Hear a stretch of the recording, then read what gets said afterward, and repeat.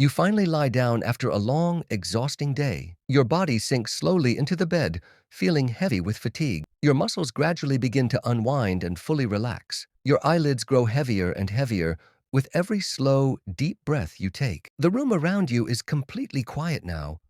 The lights are off, and a gentle darkness settles in all around. There's nothing left demanding your attention, no notifications, no noise, no obligations whatsoever. For a brief, quiet moment, everything feels perfectly calm and still. Then, one single thought gently appears in your mind. It's not something dramatic or overwhelming. It's not urgent or critical. Just something small and ordinary. Maybe a fleeting moment from earlier in the day. Something you said in passing. Something you didn't say at all. You tell yourself, it really doesn't matter. You try to push it aside. But then another thought shows up. And soon, another follows. Your body desperately wants to rest, but your mind begins to stir. You turn to one side, then you shift to the other. You close your eyes tightly. Moments later, you open them again. Your brain starts replaying the day in scattered fragments. Little conversations, small decisions, things that felt normal earlier now feel more important. You check the time. It's already late. And suddenly, sleep feels far away. Your body is completely exhausted, but your mind is wide awake. This is the moment overthinking begins. Right when you're trying to fall asleep. During the day, your brain is constantly busy, full of noise, constant movement, people talking, endless things to do. Your mind stays completely locked on reacting to the world around you. There's simply no space left to think deeply or to process what really matters. But at night, everything changes. The noise slowly vanishes. The lights go out. All the distractions fade away into the dark. Your brain finally finds true silence. Psychologists call this cognitive rebound. Those thoughts you pushed aside all day, the worries, the ideas, the unresolved moments, they come rushing back the moment your mind grows quiet. Your brain isn't trying to keep you awake on purpose. It's not the enemy here. It's simply doing its job, processing everything it couldn't handle earlier, sorting through the day's experiences, making sense of it all. That's why those thoughts feel so much louder at night. Not because they're suddenly more important than before, but because nothing else is competing for your attention anymore. Your brain finally has the room it needs to think freely. And once it starts, it doesn't want to stop. It's normal, it's human, and tomorrow it'll be ready for a new day. Your brain hates unfinished things, unanswered messages sitting in your inbox, delayed decisions you keep putting off, tasks you started but never quite completed. Even if you think you've forgotten them completely, your brain hasn't. It remembers every single one. Psychologists call this the Zeigarnik effect.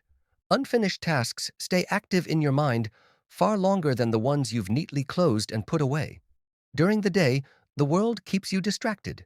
Noise, movement, conversations, endless demands, they all push those open loops quietly into the background. They keep the unfinished thoughts from surfacing. But at night, when the house grows still, when the screens go dark, those thoughts return, not to punish you, not to steal your rest on purpose. They simply come back to remind you. Your brain is patiently searching for closure. That's why small, seemingly trivial things suddenly feel heavy and urgent the moment you lie down. Your mind starts whispering questions it couldn't ask earlier.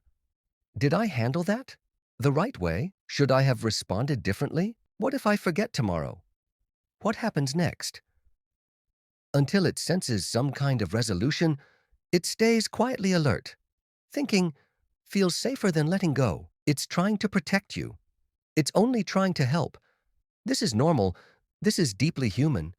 And tomorrow is another chance to close those loops, one gentle step at a time. At night, old conversations come back to life. Words you said, words that slipped out too sharply, words you held back, and now wish you'd spoken. Moments you'd give anything to live again, just to handle them differently. Your brain pulls them from memory and plays them on repeat, scene by scene, again and again. Not because you're weak, not because you failed in some way, but because you're deeply self-aware. People who replay conversations like this are often the most empathetic. They notice the quiet shift in someone's voice. They catch the flicker of hurt in another's eyes. They feel the weight of what went unspoken. Your mind isn't trying to hurt you. It's trying to learn.